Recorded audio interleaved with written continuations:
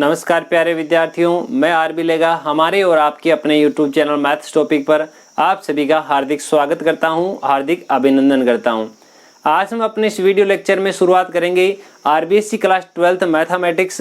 इसका second chapter है, chapter number 2 inverse circular function, प्रतिलोम वृत्तीय फलन के बारे में आज हम अध्ययन करेंगे।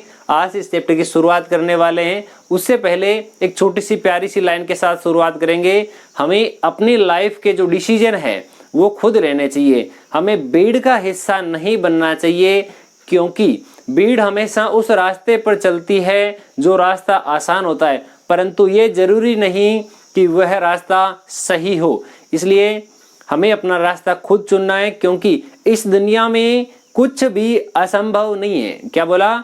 इस दुनिया में कुछ भी असंभव नहीं है। हम वो सब कुछ कर सकते हैं जो हम सोच सकते हैं, और हम वो सब कुछ सोच सकते हैं जो हमने आज तक नहीं सोचा है। तो देखिए, अपने डिसीजन खुद रखें। इसी बात के साथ आज हम अपने इस वीडियो की शुरुआत करने वाले हैं। सबसे पहले हम बात करेंगे कि ये हमारा जो चैप्टर नंबर 2 है वो हमारे बोर्ड एग्जाम में कितने अंकों का पूछा जाता है, और इस चैप्टर में से हमेशा कितने क्वेश्चन पूछे जाते हैं। तो मैं बात करता हूं, देखिए सबसे पहले इसके वेटेज की, यानी कि अंक भार की। किसकी बात करेंगे? अंक भार की। तो इस चैप्टर में से हर बार 4 नंबर के प्रश्न पूछे जाते हैं, और प्रश्नों की संख्या 2 रहती है। एक प्रश्न जो होता है वह 1 नंबर का यानी 1 अंक का पूछा जाता है, और दूसरा जो सेकंड क्वेश्चन है वो 3 अंकों का पूछा जाता है। यानी 2 प्रश्न पूछे जाएंगे, एक 1 अंक का और एक 3 अंकों का प्रश्न पूछा जाएगा। टोटल 4 अंक के 2 प्रश्न हो गए। इससे पहले हमने 3 चैप्टर और पीछे पढ़ रखे हैं, chapter number 3, 4th and 5th। अगर आपने अब तक वो वीडियो नहीं देखे हैं तो नीचे डिस्क्रिप्शन बॉक्स में उनका लिंक दिया गया है, आप वहां जाकर के देख सकते हैं। अब सबसे पहले बात करेंगे कि प्रतिलोम फलन क्या होते हैं। सबसे पहले किसके बारे में बात करेंगे कि प्रतिलोम फलन क्या होता है। देखिए, मैं मान लेता हूं कि मेरे पास में कोई एक फंक्शन है, कोई एक फलन है, और वो फलन इस प्रकार से है, फलन a से b में है। कोई भी फलन है मेरे पास में, फलन a से b में दर्शाया हुआ है। यदि कोई भी फलन a से b में दर्शाया हुआ है तो हमें थोड़ी सी ध्यान होनी चाहिए कि जो a होता है उसको यहाँ क्या कहते हैं? प्रांत। उसको क्या कहते हैं? प्रांत, यानी डोमेन। क्या कहते हैं? डोमेन। और यहाँ पर जो b है वह क्या कहलाता है? परिसर। क्या कहलाता है? परिसर, जिसको कहते हैं रेंज। ये हो गया रेंज। क्या लिखा हमने?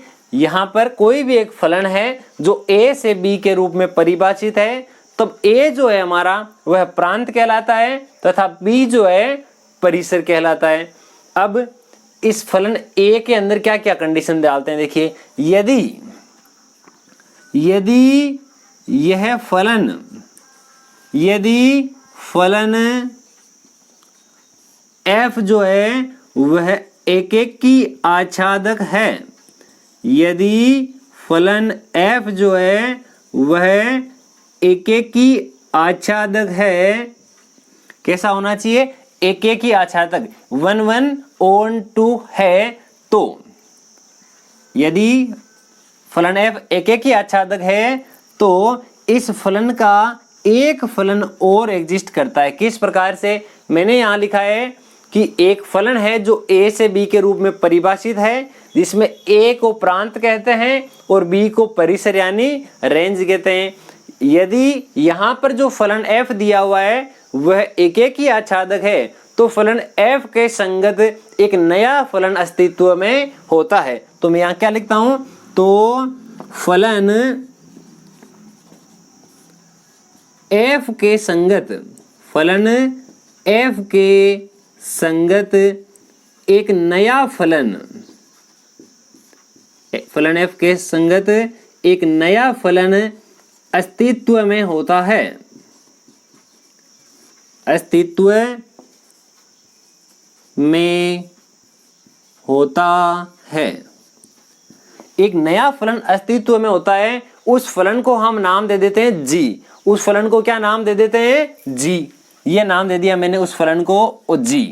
और वो नया फलन जो g आता है वो किस प्रकार से होता है वो देखिए, ये a से b के रूप में परिभाषित था, तो यहां उल्टा हो जाएगा, ये फलन जो है वो b से a के रूप में परिभाषित होगा।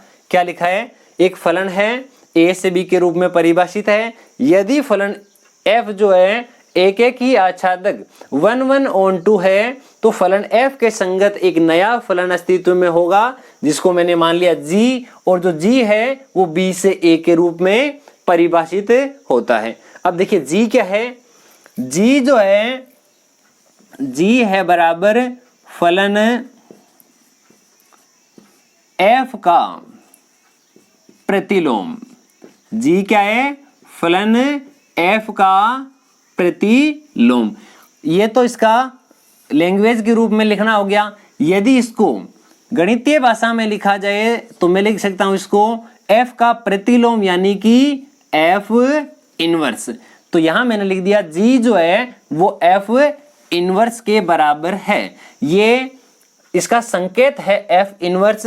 यहाँ f की जो पावर है -1 नहीं है, यहाँ जो ये इसका संकेत है। देखिए यहाँ आप जो भी प्रतिलोम फलन है इसको g से डिनोट कर सकते हो, f के इनवर्स से डिनोट कर सकते हो, या फिर f के डैश से भी दर्शा सकते हो। तो देखिए मैंने यहाँ पर दो वर्ड लिखे हैं, एक तो एकेकी और एक आच्छादक। ये दोनों क्या होते हैं इनके ऊपर भी थोड़ा बात करते हैं। ये वैसे तो 11th क्लास के अंदर फर्स्ट चैप्टर के अंदर आते हैं, फिर भी एक बार बात कर लेते हैं कि एकेकी और आच्छादक दोनों क्या क्या होते हैं।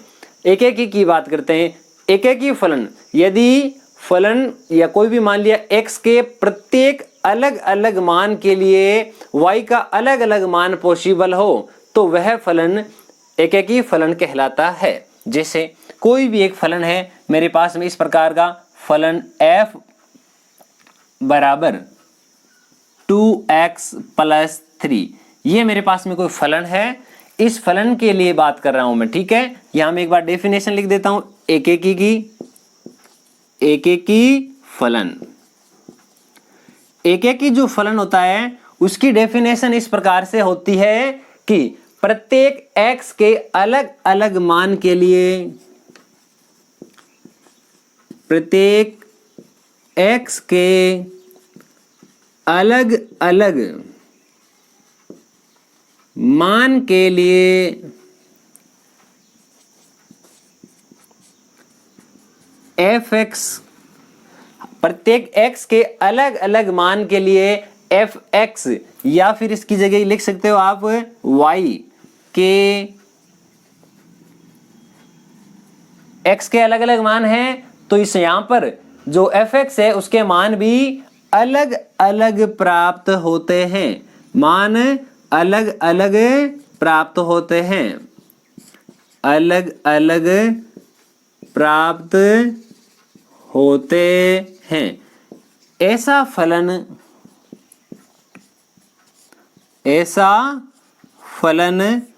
एकेकी फलन कहलाता है।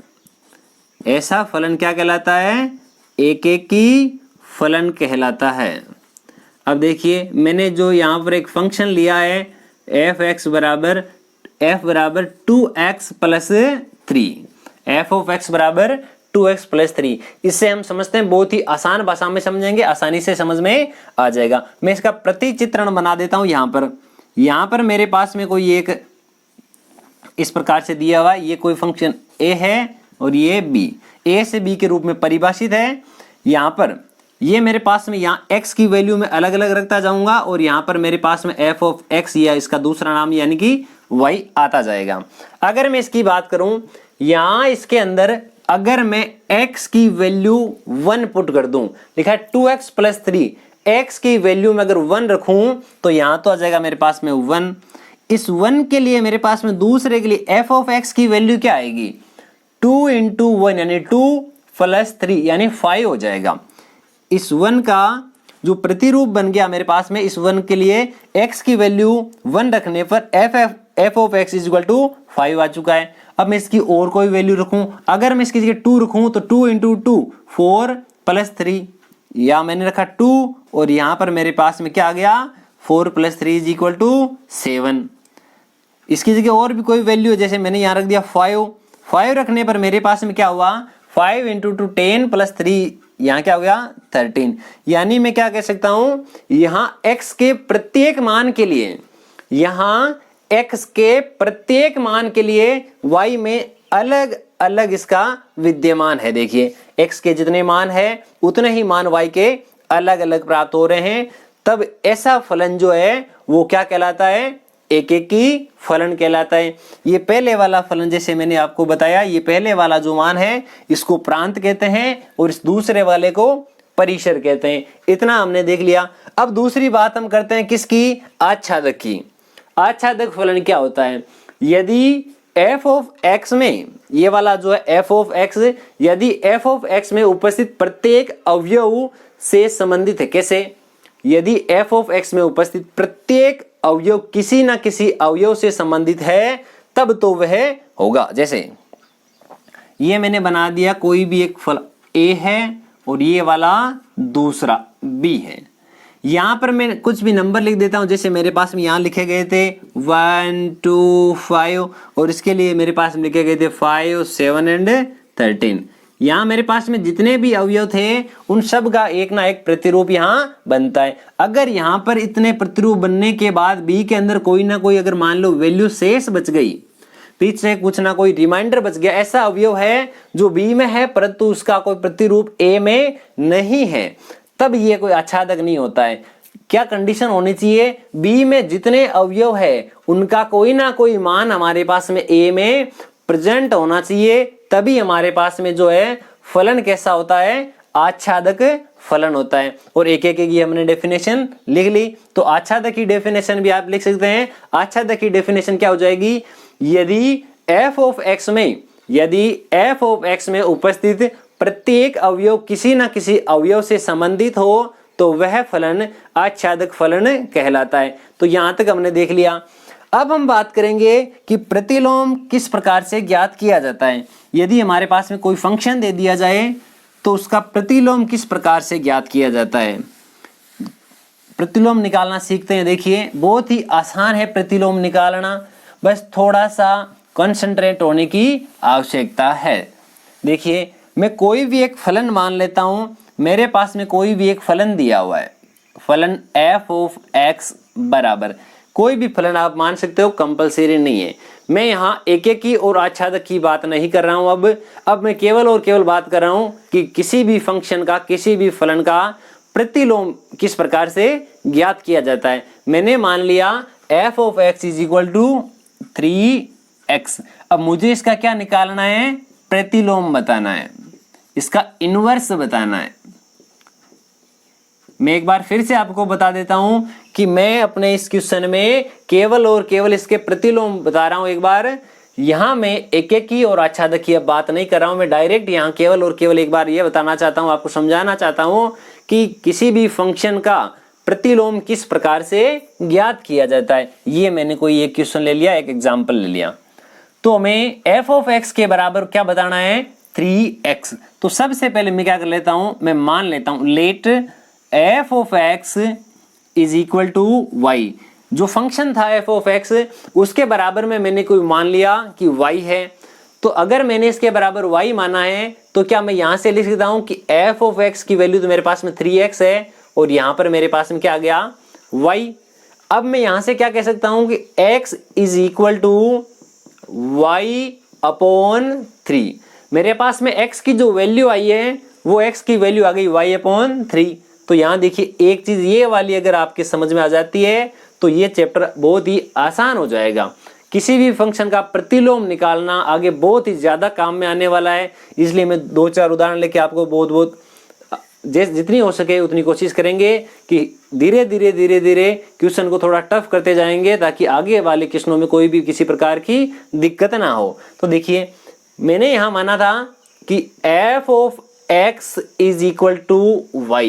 तो यहां से अगर मैं बात करूं तो मेरे पास में x की वैल्यू क्या आनी चाहिए, ये f यहां से आगे जाएगा तो क्या मैं ऐसा लिख सकता हूं f इनवर्स हो जाएगा, या मैं सीधा लिख सकता हूं f डैश, ये y।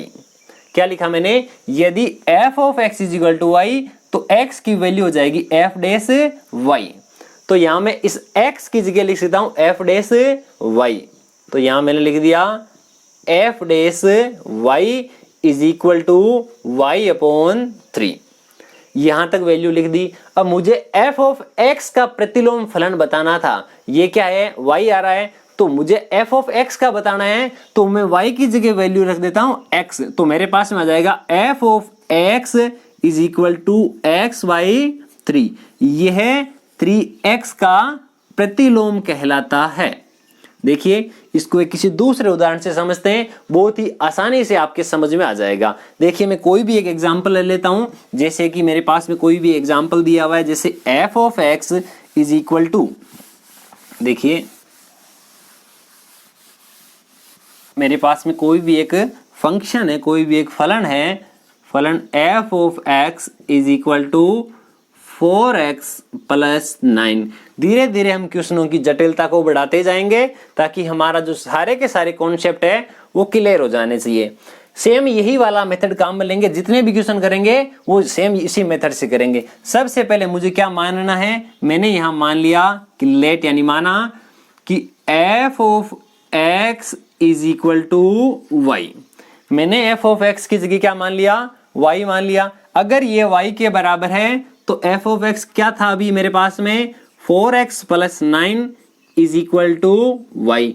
तो यहां से देखिए मैं ऐसा लिख सकता हूं कि मेरे पास में आ जाएगा 4x is equal to Y minus के 9, ये प्लस का 9 आगे चला गया और यहां मेरे पास हो गया x is equal to Y minus 9 upon 4।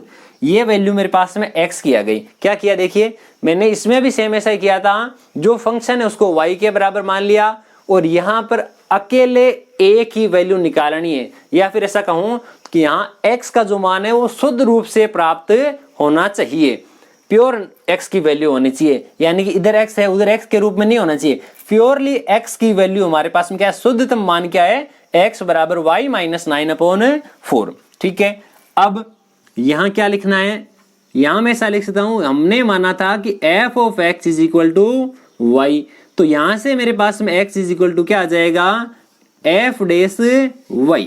Same यही वाली बात है जो मैंने अभी इधर लिखी थी। यहां मैं इस x की जगह क्या लिख सकता हूं, f dash y। f dash y किसके बराबर है मेरे पास में, y माइनस 9 अपॉन 4। मैंने लिख दिया f dash y is equal to y minus 9 upon 4। अब मुझे क्या चाहिए था, x का प्रतिलोम चाहिए था, फलन x का प्रतिलोम, तो मैं y को x से रिप्लेस कर देता हूं, तो मेरे पास में आ जाएगा f डैश x, यानी x जो फलन fx था उसका प्रतिलोम है हमारे पास में कि y माइनस 9 अपॉन 4। ये इस प्रकार का ये इसका आंसर हो जाएगा। ये हमने पहला देखा था, ये इसके बाद में दूसरा। अब हम इस क्वेश्चन की थोड़ी सी जटिलता को और बढ़ा देते हैं। अब हम एक कोई फंक्शन लेते हैं जिसमें हमारे पास में जो फंक्शन है, जो कोई भी फलन है वो दिया गया है, जैसे मान लो न्यूमिनेटर और डिनोमिनेटर के रूप में, यानी भिन्न के रूप में हमारे पास में दिया गया है। हम कोई भी एक फलन मान सकते हैं। मैं मान लेता हूं कोई भी फलन जो है, ये रहा मेरे पास में कोई फलन है f of x is equal to, कोई भी मान लिया, जैसे 4x प्लस 3 अपॉन में आप कुछ भी मान लो, 2x प्लस 1, 3x प्लस 4, कुछ भी मानो आप। मैं माइनस लगा देता हूं, जैसे यहां लगा दिया मैंने 3x माइनस 5। ये हमारे पास में एक फंक्शन आ गया, कोई फलन दिया है f of x is equal to 4x plus 3, 3x minus 5। यहाँ एक जब न्यूमिनेटर और डिनोमिनेटर के रूप में लिखा जाए तो यहाँ पर एक कंडीशन है, x की जो वैल्यू है वो क्या नहीं होनी चाहिए, वो देखिए। x की वैल्यू मेरे पास में 5/3 नहीं होनी चाहिए।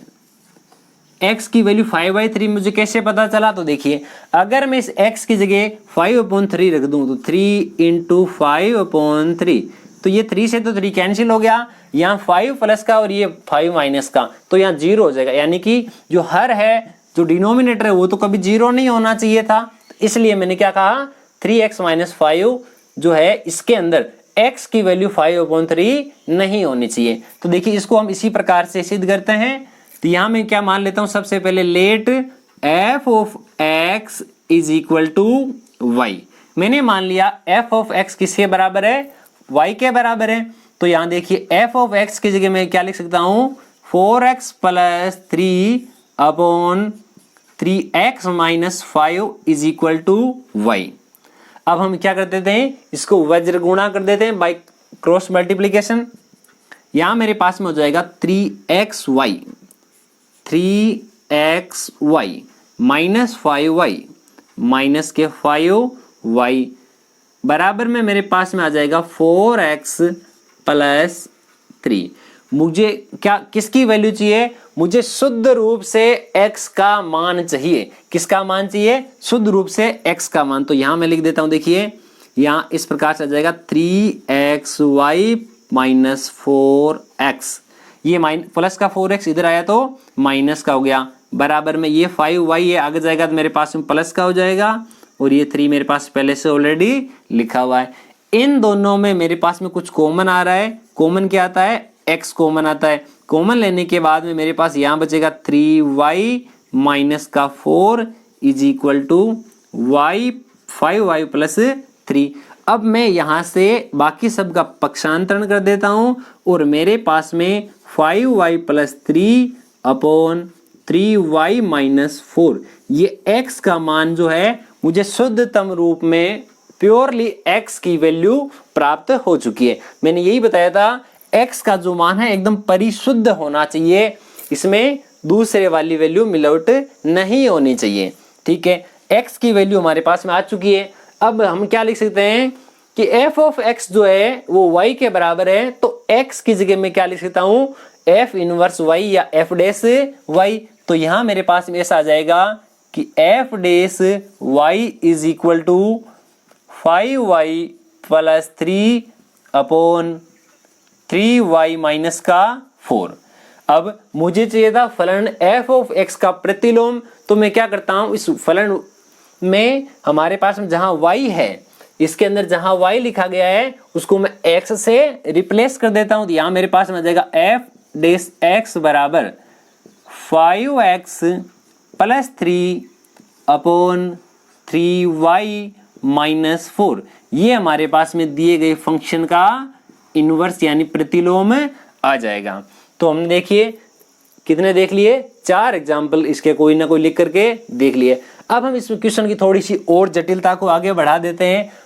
हमने शुरुआत में केवल छोटा सा फंक्शन 3x माना था, दूसरे वाला ये मान लिया हमने 4x प्लस 9, तीसरे वाला ये हमने फ्रैक्शन के रूप में मान लिया।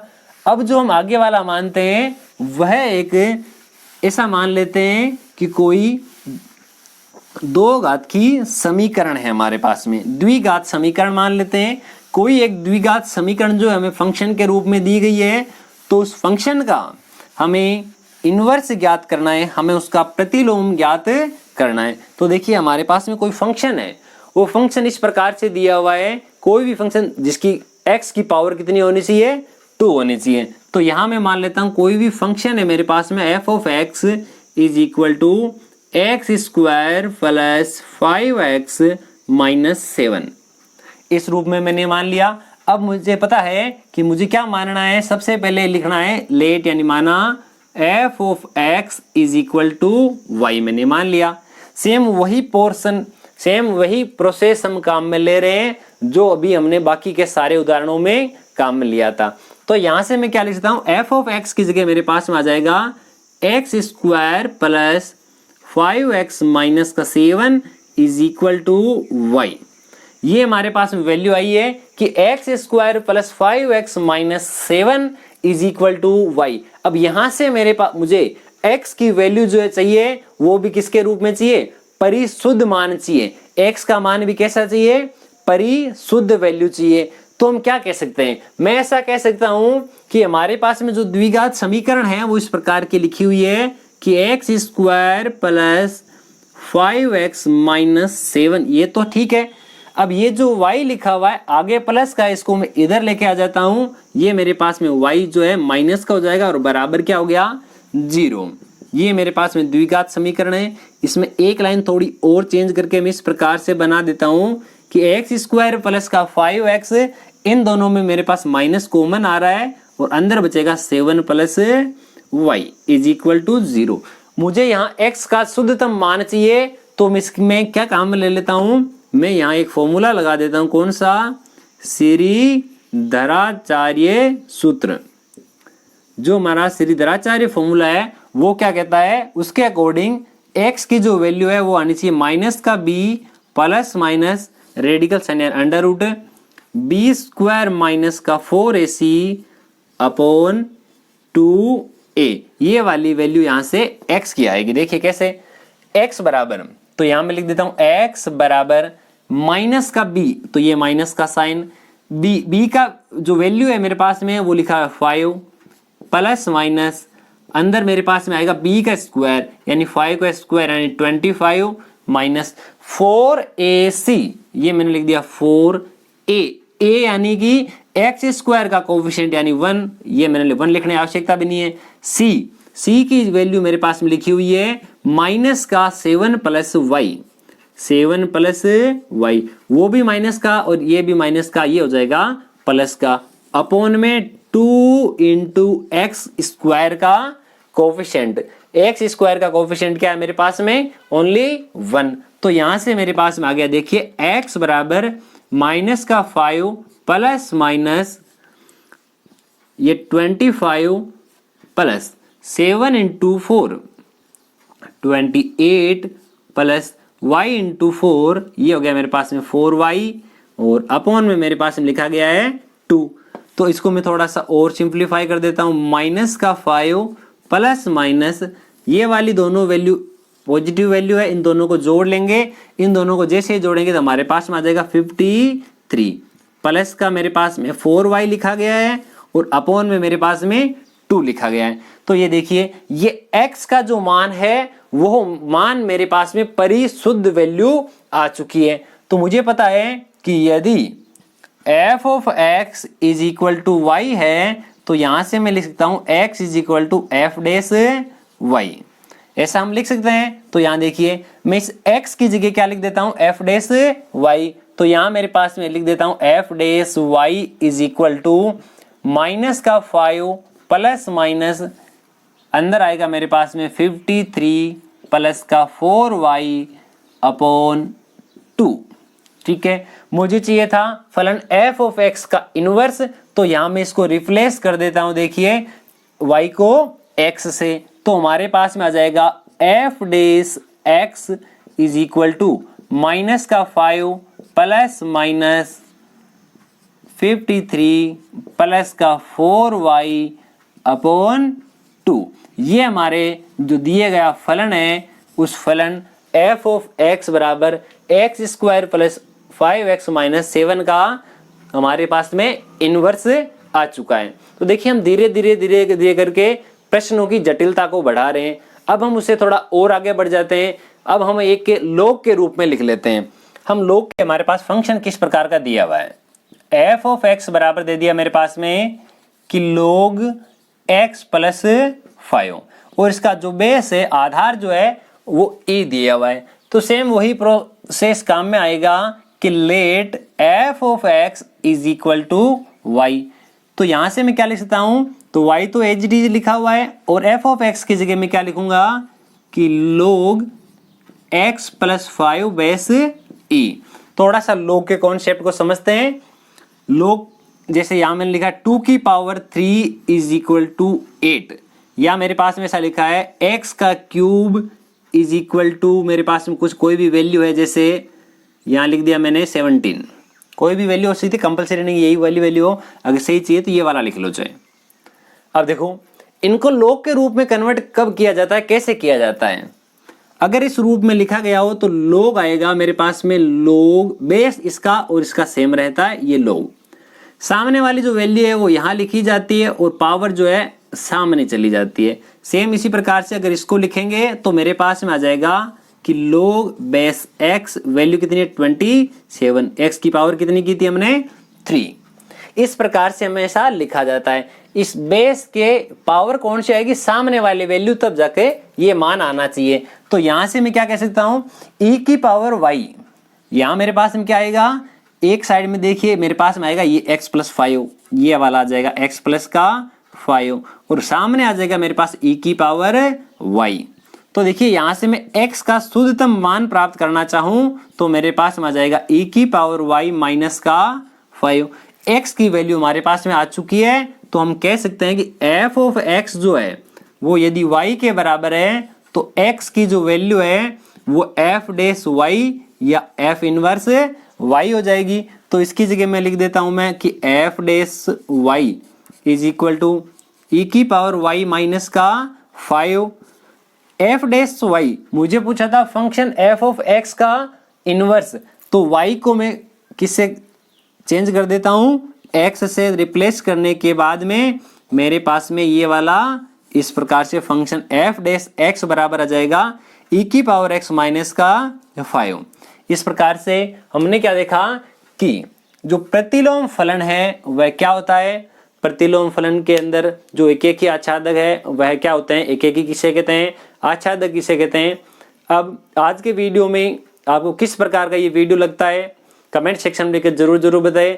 अगर आपको आज का ये वीडियो पसंद आए तो वीडियो को लाइक करें, वीडियो में कमेंट करें, अपने सभी दोस्तों में शेयर करें। और आप अगर हमारे चैनल पर नए हैं और आपने अब तक हमारे चैनल को सब्सक्राइब नहीं किया है तो प्लीज़ हमारे चैनल को सब्सक्राइब करें।